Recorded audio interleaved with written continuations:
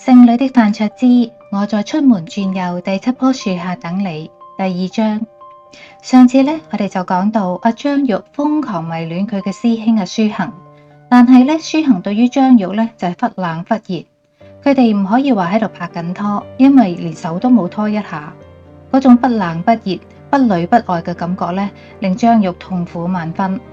呢種狀態維持咗半年左右，張玉終於忍唔住同阿舒行告白。舒行呢就話係喜歡張玉嘅，但係同時間呢，佢亦都一直暗戀緊同班嘅一個同學，佢自己亦都好苦惱。張玉雖然非常中意阿舒行，但係佢呢都係選擇咗果斷咁樣放棄，完全冇爭取嘅意思。佢唔能夠接受自己喺對方嘅心裏面只係50分、30分，而唔係100分。佢唔能夠好似其他女仔咁樣努力爭取一下，試一試，等一等，用誠意打動對方，用手段令到對方就算唔係真心真意或者100%中意自己，亦都會同自己喺埋一齊。多年以後，張玉呢就總結出佢嘅愛情觀裏邊呢係冇咩守得雲開見月明，冇嗰啲咩堅持到最後佢就係你噶啦呢啲咁樣嘅苦戀精神。只有愛就1個字，唔愛就2個字。張玉嘅思維裏面呢係冇2個字以上嘅任何解釋，就係咁清清楚楚、黑白分明。可能嗰一刻，如果張玉表現得可憐一啲、軟弱一啲，舒行就係佢噶啦。事後諗翻轉頭，當時佢有位女同學，亦都係面對住痛苦嘅三角關係。佢嘅男朋友呢，後來放棄呢一位女同學嘅原因，係因為佢嘅另一邊嘅女朋友呢，好傷心要自殺，而呢位女同學呢，好堅強好獨立，所以佢只好放棄佢。原來軟弱係可以得到男人噶，但係我哋呢一位驕傲嘅張小姐，好確定佢自己要嘅係真愛，唔係只係一個男人。大家有冇睇過《東京愛情故事》啊？大概張玉嘅舉動就好似李香啦。源自呢，當然好中意李香，但係源自心裏面仲有個軟弱嘅李美放唔低，所以唔理啊李香有幾愛源自，最終李香都係選擇主動放棄。大學畢業之後第一份工，張玉係喺一家雜誌社嗰度做見習編輯。張玉呢遇見咗佢嘅初戀，對方呢就叫家輝，比阿張玉大4歲，係個攝影記者。家輝咧對於張玉嚟講咧係好有吸引力嘅。張玉中意嗰啲有才華啊、有藝術細胞啊、有浪漫嘅人，攝影師應該就係呢一種人啦。而阿家輝咧亦都對張玉嘅活潑直率、熱情自信好着迷，喺張玉身上揾到自己冇嘅個性。佢哋只係認識1個月咧，就感到強烈嘅愛意啦，然後就開始交往。開始嘅第1年真係非常開心噶，而且非常浪漫。佢哋經常去影相，山山水水、花草樹木、大城小事、男女老幼、士農工商、貧富貴賤、貓狗嬰孩，咩都影。嗰陣時仲係菲林嘅年代，家輝呢就係玩黑房沖晒嘅，因為佢認為咁樣嘅相呢洗出嚟先至有層次，仲可以玩一啲特別嘅技巧。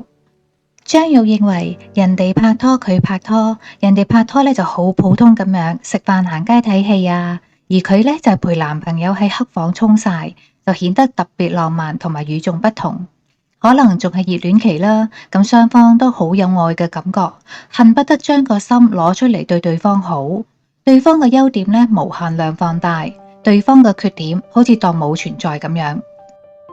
張玉試過有一次等家輝放工喺地鐵站等咗佢2個鐘，而1句怨言都冇。亦都試過喺家輝出差嘅時候好掛住佢，於是呢夜晚好早8點鐘就去瞓覺，因為瞓覺嘅時間可以過得快一啲。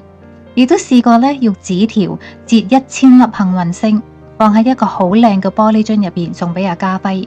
哇！呢啲幸運星係當年係愛嘅表現。呢個亦都係張玉好中意嘅純純嘅愛嘅相處方式。呢啲咁樣嘅舉動，我諗喺而家連少女都做唔出啦啩。頭先唔係講咗啦咩？家輝喺張玉身上揾到一啲佢唔具備嘅性格。家輝係好有才華嘅，但係呢，佢個性好內向，某程度嚟講呢係自卑。呢個可能同佢自小受父母忽略嘅童年陰影有關。張玉嗰種心無城府、天真爛漫、自自信、優秀嘅個性呢，係家輝可望而不可求嘅。喺交往嘅第2年，呢個性格上面嘅落差就慢慢咁樣浮現出嚟啦。首先，阿家輝唔中意阿張玉着裙，背心短褲更唔好話啦。咁認為張玉嘅美麗呢，只可以喺自己面前呈現。家輝又唔中意張玉同佢啲同學朋友來往，尤其是係男性朋友。慢慢地呢，張玉就剩低家輝一個朋友啦。其他好似定期檢查手機嘅信息啊，一日5、6個電話查問阿張玉去邊度啊。如果一揾唔到阿張玉呢，就會好緊張、好嬲，懷疑張玉唔知係同邊個男仔約會。咁張玉覺得好有窒息嘅感覺，佢對家輝嘅愛喺呢種致命嘅相處入邊呢，幾乎完全磨蝕咗啦。唔知道由咩時候開始，張玉接到家輝嘅電話，唔再係開心興奮，而係好驚、好厭煩。事情嘅爆發點係家輝偷睇咗阿張玉嘅日記，呢個係張玉萬萬唔能夠接受㗎。呢個係做人最基本嘅修養，偷睇人哋嘅私隱係唔道德㗎。張玉認為再相處落去，佢哋嘅美麗戀情就會變得好惡劣。離開家輝嗰年，張玉25歲。欲知後事如何，敬請期待我在出門右轉第7棵樹下等你第3章。咁好啦，講完故事嘅部分呢，而家就輪到開飯嘅部分啦。咁今日介紹俾大家一個非常之簡單，30分鐘就能搞掂嘅一個芋頭肉碎泡飯。咁就睇下啲材料先。咁首先呢，就有芋頭粒啦、肉碎、紅蘿蔔粒、中國芹菜、蝦米、冬菇同埋一碗冷飯。咁紅葱頭呢，就1粒切碎。咁調味料方面呢，就有雞湯、鹽、胡椒粉、麻油少少。咁做法呢就好非常之簡單。首先呢，冬菇蝦米呢就浸軟，然之後切粒。咁燒熱1湯匙嘅油，咁就爆香紅葱粒先，然之後落芋頭、肉碎、蝦米、冬菇、紅蘿蔔粒去炒香。咁之後呢，就加入雞湯，將啲冷飯落埋落去。咁呢啲湯要冚個材料面先得嘅。咁如果唔夠雞湯嘅話呢，就加水。然之後呢，就煮15分鐘，最後呢，就加入呢一個切碎咗嘅芹菜粒，最後落鹽、胡椒粉、麻油，咁就做好噶啦。呢個非常之好食。如果你屋企有蛋嘅，煎多隻蛋啦，都非常之好。